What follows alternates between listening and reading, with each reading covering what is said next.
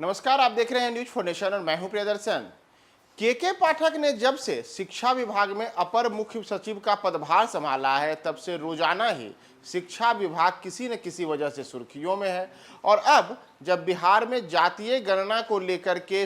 Patna high court ने नीतीश सरकार को इसे आगे बढ़ाने की मंजूरी दे दी है, तो इस समय भी एक बड़ा सवाल यह है कि क्या बिहार के शिक्षकों को इस बार जातीय गणना के काम में लगाया जाएगा। क्या के पाठक इसके लिए मंजूरी देंगे कि शिक्षकों को जातीय गणना के काम में लगाया जाए? तो इसे लेकर के अब के पाठक की ओर से एक बड़ा फरमान जारी किया गया है। शिक्षा विभाग ने इस संबंध में बिहार के तमाम जो जिलाधिकारी हैं उन सबको एक चिट्ठी जारी की है और शिक्षकों को जातीय गणना के काम में किस प्रकार से लगाना है और इसके लिए किन किन नियम एवं शर्तों को मानना होगा, इसके लिए के पाठक ने अपनी एडवाइजरी जारी कर दी। दरअसल शिक्षा विभाग के अपर मुख्य सचिव के पाठक ने आज ही बिहार के सभी जिलाधिकारियों को एक चिट्ठी जारी की है और इस चिट्ठी में उन्होंने बिहार में हो रही जातीय गणना हेतु शिक्षकों की प्रतिनियुक्ति के संबंध में दिशा निर्देश दिए हैं। इसमें बताया गया है कि कल यानी कि 2 अगस्त 2023 से जातीय जनगणना फिर से प्रारंभ हो रही है।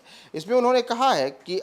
तमाम जिलाधिकारियों से अनुरोध है कि शिक्षकों की प्रतिनियुक्ति करते समय इस बात का ध्यान रखें कि कोई भी विद्यालय पूरी तरह से शिक्षक विहीन न हो जाए। शिक्षकों को केवल जातीय जनगणना के कार्य में लगाया जाए, अन्य कोई प्रशासनिक कार्य न लिया जाए। यानी कि जातीय गणना में शिक्षकों को लगाया जाएगा या नहीं लगाया जाएगा, इसे लेकर के के पाठक ने स्पष्ट कर दिया है कि जातीय गणना कराने के लिए शिक्षकों की प्रतिनियुक्ति होगी, लेकिन जिलाधिकारियों को यह भी उन्होंने निर्देश दिया है कि प्रतिनियुक्ति के दौरान इस बात का पूरा ध्यान रखा जाए कि जिन विद्यालयों से शिक्षकों को भेजा जा रहा है, कहीं ऐसा ना हो कि उन विद्यालयों के तमाम शिक्षकों को केवल जातीय जनगणना के ही काम में लगा दिया जाए, जिससे विद्यालय शिक्षक विहीन हो जाए। तो इस बात का ध्यान रखा जाएगा कि इस बार जो जातीय गणना हो रही है, उस जातीय गणना के दौरान जिन जिन शिक्षकों की जातीय गणना के लिए प्रतिनियुक्ति होगी, उसमें इस बात का पूरा ध्यान रखा जाएगा कि विद्यालयों में